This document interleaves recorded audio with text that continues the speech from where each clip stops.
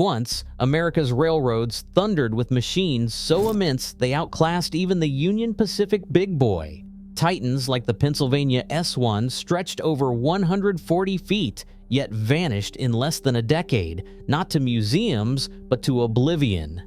Why were these record-breaking giants designed, only to be lost forever?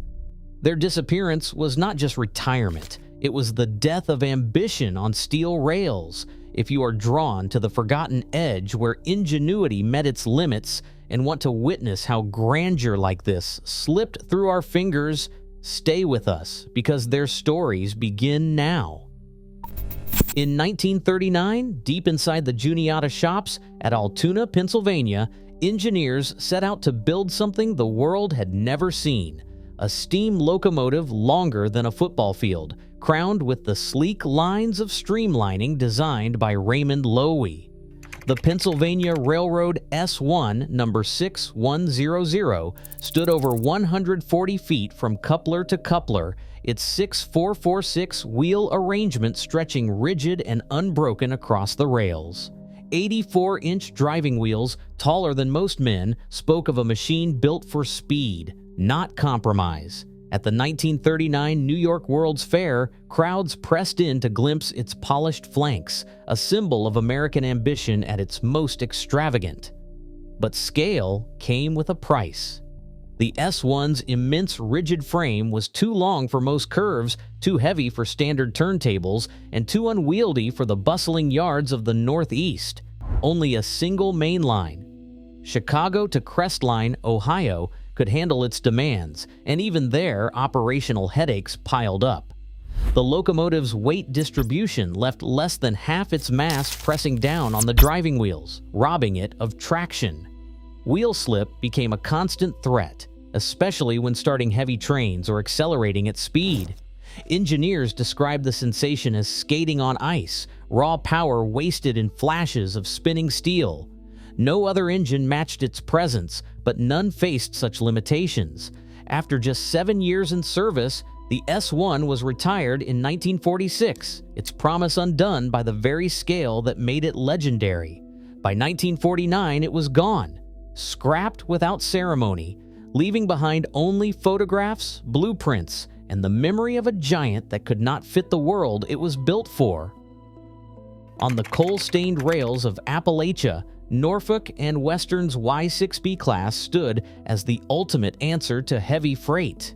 Born in Roanoke shops from 1948 to 1952, these two 882 articulated locomotives delivered a tractive effort of 170,000 pounds, enough to rival the Union Pacific Big Boys, but in a more compact frame. Y6Bs worked the mountainous grades with a kind of relentless authority, double-heading coal drags that stretched for miles, their exhaust echoing off the ridges. Crews respected their brute force and the careful engineering that allowed such massive power to be harnessed without constant breakdowns. While the earlier Y6A number 29156 survives today, every Y6B vanished. The difference lies in timing and luck. In May 1959, as the age of steam faded, Norfolk and Western staged a farewell excursion, sending Y6B number 2174 out from Roanoke one last time. Railfans lined the route, cameras ready, hoping to save a giant from the torch. Letters poured into the railroad offices, petitions circulated, but scrap quotas ruled the day. The 2174 returned to the yard, its fire dropped for the final time. Within months, the last of the class was cut up, nothing left but photographs and a few stories traded by those who witnessed the end. Unlike the S1's brief, troubled reign, the Y6Bs were masters of their world, undone not by flaws, but by the relentless march of diesel power and the narrow window before preservation took root. In Roanoke, the memory lingers, strength measured in tons, lost forever in the name of progress. In 1914, the Baldwin Locomotive Works set out to build the most powerful steam engine ever conceived. The result was the Triplex, a machine so full of ambition that it carried 3 sets of driving wheels, each powered by its own cylinders. On paper, the Erie Triplex boasted a tractive effort of 160,000 pounds, a figure that dwarfed anything else on American rails at the time. Engineers imagined endless coal drags pulled up mountain grades at a crawl with no need for helpers. But physics had the final say. The triplex had 6 massive cylinders and they demanded more steam than the boiler could provide. Only the front cylinders exhausted through the smoke box, drawing air through the fire and keeping the flames hot. The rear cylinders vented through a stack on the tender and they robbed the firebox of draft. Even after Baldwin enlarged the grate from 90 to 122 square feet, the boiler could not keep up. In service, the triplexes managed barely half their theoretical power, often crawling at 10 miles per hour or less before steam pressure dropped and the train stalled. Baldwin's designers tried rebuilds, but the fundamental flaw remained. No matter how big the boiler, demand always outpaced supply. By the 1920s, all triplexes were scrapped. They are remembered as bold experiments that revealed the hard ceiling of steam locomotive ambition. The Pennsylvania Railroad. T1 class was born from a singular pursuit: speed without compromise. 52 of these 4 duplex engines rolled out from 1942 to 1946, each one a study in streamlined ambition. Their split drive system, with 2 sets of drivers on a single rigid frame, was meant to reduce piston thrust and allow for higher speeds. In instrumented trials, T1 locomotives reached 112 miles per hour and crew logs whispered of runs even faster, up to 120 miles per hour. Yet the dream of smooth, unbroken velocity collided with a stubborn reality. Wheel slip, the old enemy, returned with a vengeance.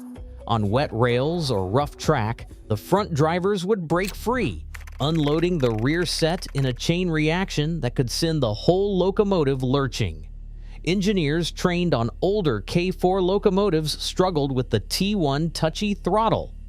And the Franklin poppet valves, designed for high-speed efficiency, suffered when slip sent shockwaves through the mechanism.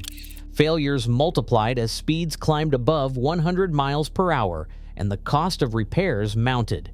Even as crews grew more skilled and suspension tweaks tamed some of the wildness, the economics of the post-war era were unforgiving. Diesels required less maintenance, fewer hands, and offered reliability steam could no longer match. By the early 1950s, every T1 had been retired and scrapped. No exceptions, no last-minute rescues. But the story did not end in the scrapyard.